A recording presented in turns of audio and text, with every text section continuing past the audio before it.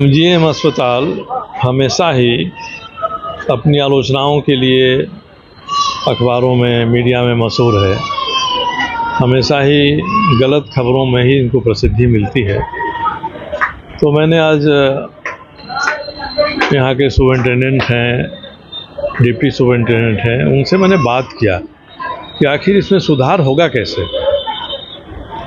यहाँ तो मंत्री जी के प्रतिनिधि ठीक सुपरिटेंडेंट के कमरे के सामने ही बैठते हैं, रोज़ बैठते हैं, तभी अस्पताल की हालत है।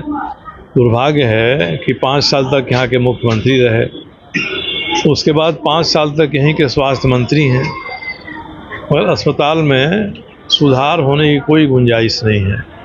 जिन चीज़ों को 2018 में तय किया गया था, आज तक वो यहाँ लागू नहीं हो सकी।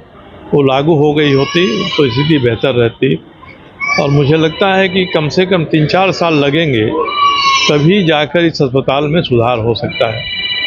एक तो यहाँ की क्षमता कम हो गई है, पुराने भवनों को तोड़कर नया भवन बन रहा है, बहुमंजिला भवन बन रहा है, और वो 3-4 साल लगेगा बनने में। जब तक वो नहीं बनेगा तब तक यहाँ सीटों की संख्या नहीं बढ़ सकती है। कि सरकार में जो बैठे हुए लोग हैं वो अपने दिमाग से काम लेते हैं कि केवल दवा खरीदना, मशीन खरीदना, इसका टेंडर निकालना है उनको, और जो भी गलत काम हो सकता है वो करना है। अस्पताल पर ध्यान नहीं देने के कारण ही इसकी आज दुर्दशा है। जिम्मेदार हैं अस्पताल को बेहतर चलाने के लिए, वही लोग इसको बर्बाद कर रहे हैं। कहावत है कि भूत भगाने के लिए हम सरसों छींटते हैं, सरसों में ही भूत बैठ जाएगा तो क्या होगा। आज वही हालत हो गई है कि जो मंत्री अपने प्रतिनिधि को यहाँ रोज़ सामने एक बड़ा कमरा लेकर अनधिकृत रूप से बैठाते हैं, पता नहीं वो क्या करते हैं। मंत्री को खबर होती है कि नहीं होती है।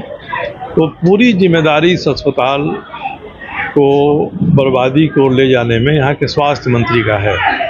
स्वास्थ्य मंत्री का कोई भी ध्यान अस्पतालों के उन्नयन पर नहीं है। केवल एमजीएम ही नहीं, कहीं का भी नहीं है।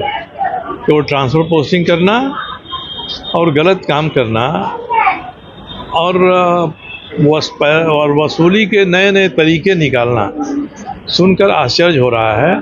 तो ऐसी स्थिति में अस्पताल के सुपरिटेंडेंट और डिप्टी सुपरिटेंडेंट मगजमारी करके भी अस्पताल की स्थिति नहीं सुधार सकते हैं। 50 बेड इमरजेंसी में है, 80 मरीज इमरजेंसी में आ जाते हैं। क्या स्थिति है आप देख रहे हैं।